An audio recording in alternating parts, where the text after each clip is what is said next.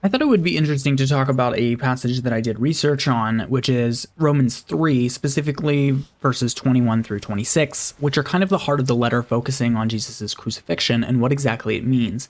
I want to give you some insight into how the Greek is working in this passage and how it kind of really interestingly unfolds into the doctrines of Christianity, specifically some that are being brought up a lot recently, such as substitutionary atonement and whether Christ was a penal substitution. This might not answer that question, but I think it provides some suggestive material that it's at least very interesting in making a consideration. In Romans 3, Paul is ending the first section of his epistle to the Romans, where he exposits on the righteousness of God. The exploration of God's righteousness begins in the first chapter and in many ways is brought to ultimation in the third. Paul finalizes the topic by showing how God's righteousness applies to the most important act of God, the sending of Christ his Son as a sacrifice. Thomas Schreiner summarizes most scholars as finding the section of verses 21 through 26 to be the heart of the letter. Romans 3, 21 through 26 specifically focuses on God's righteousness through faith in Christ, and how this act is a righteous gift given to explicitly demonstrate that righteousness. In many ways, Paul's thoughts in this passage unfold chronologically, so that is the way that I will approach this. As in the prior two chapters, Paul immediately pulls the focus to God's righteousness in verse 21. The righteousness, dikaiosune, of God is the subject of the first sentence, having been revealed, perfect verb, apart from the law. This verb, pephanerotai, meaning to be revealed or manifested, conveys the literal, actual, historical fulfillment of God's righteousness that is being described. In additional information regarding this fulfillment, Paul ties it to being witnessed to, martyromene, by the laws and prophets, meaning the Old Testament. The importance of this is to show Christ's coming not being an abolishment or independent of the law that Paul has been discussing in these prior chapters, but being the promised fruition of it, the fulfillment of the law. Verse 22 then answers how this righteousness is manifested, but the meaning of it is not entirely clear. Literally, the statement is, the righteousness, now God, through faith, Jesus Christ. The question that scholars pose is regarding how faith, pistios, qualifies Jesus Christ. Lexicon suggests that this word can be translated as faith or faithfulness, but in either event, the question is whose faith or faithfulness that would be. Essentially, the Greek does not differentiate whether this could be faith in Jesus Christ or the faith of Jesus Christ. Douglas Moo suggests that the frequency with which the word is applied to people rather than Christ suggests it could be more likely to be being used that way, but it is overall inconclusive. Because of this inconclusiveness, it must not strongly affect the overall interpretation of the passage. So this line shows only that the righteousness of God is manifested in relation to faith and Christ Jesus. Clarification could possibly be found in the following thought, where Paul details that the righteousness of God is through faith Jesus Christ toward or for all that believe, pistio antos. In this, he ties back to the point that he made throughout this letter and in other letters, and the crux of John 3:16's sentiment. All who believe in the action of God through Christ Jesus are the recipients of the righteousness of God. Beverly Gaventa points out that much scholarship is focused on what it means to believe, but that it most directly seems to be being used here to describe acknowledging or understanding what God has done through Christ. To proceed into the thought of verse 23, the introductory phrase at the end of verse 22 must be visited. Paul begins this section with "for," tying back the last thought to the start of this new one. The full clause is "for there is no distinction," which draws back from Paul's earlier thoughts in the letters on the pertinence of the gospel to both Jew and Gentile. There is no distinction between any person. The preceding line at the beginning of verse 23 reinforces that. All have sinned and fall short. There is no distinction because all, pantes, universal, every, all-encompassing, whole is what that means, all miss the mark. This point also reinforces the prior all who believe. Since all fall short, all or any can believe. Now Paul is adding the glory of God onto the righteousness of God, conflating them somewhat, and saying that missing God's glory is equivocal with sin. This strongly agrees with the Old Testament idea of sin, simply missing God's intention for humanity. These may also be consecutive verbs. Because all sin, all fall short of God's glory. In either event, all people fail to reach the goal, and this passage sets up a need. That need is for justification, as Paul proceeds into verse 24 by saying, being justified. This is dikaioumenoi.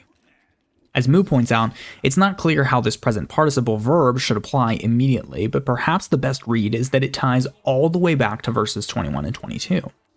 In essence, all would be who are justified. Firstly, all is in all who fall short in verse 23, and then all who believe in verse 22. To summarize the current standing of the overall thought, God's righteousness is manifest through the gift of Christ, which is given to all who believe, necessary because all fall short, and in relation to the gift, all are justified.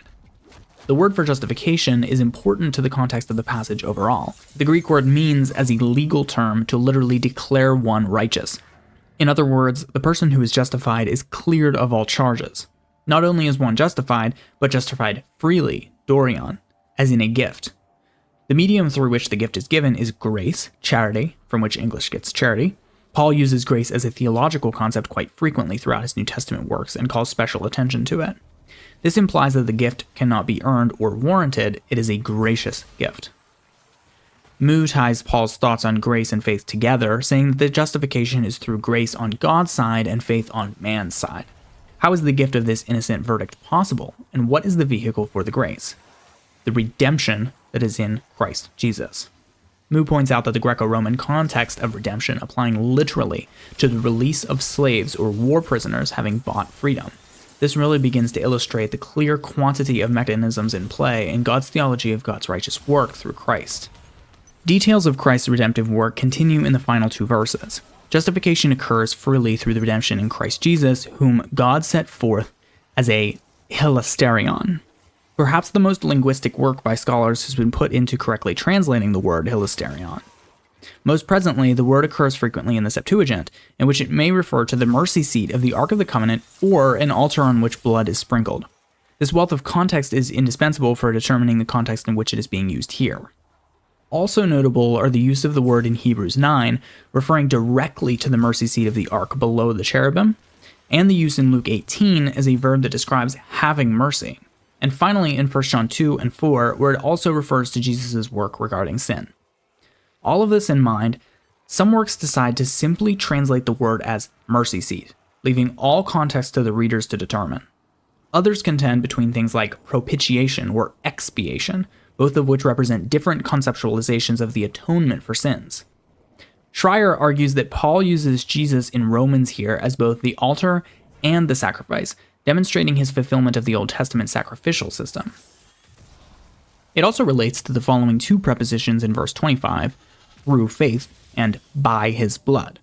Though typically translated as through faith in his blood, Gaventa argues that the two should be both methods through which the action was done, as in put forward through faith and by blood. All the language here can be considered as being in reference to the Old Testament sacrificial and atonement ideas and Christ's fulfillment of them. The second part of verse 25 is a long phrase to be considered all at once, for a demonstration of righteousness of him because the passing over sins committed beforehand in the forbearance of God. Again, Paul pulls back the main idea of God's righteousness and is being displayed through the work of topic in this passage. He demonstrates this righteousness by passing over, parison, of past sins. This is another word that can have legal construal, referring to the postponement of judgment. Most likely, Paul is referring to God's use of Old Testament law not satisfying judgment, but postponing it, with the intention to render final judgment after the redemption of Christ.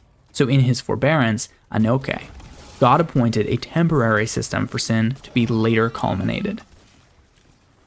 Verse 26 finalizes the thoughts, beginning with the word for, pros, which suggests a chronological move from the discussion on the past back to the present, as in the time of the writing after the work of Christ.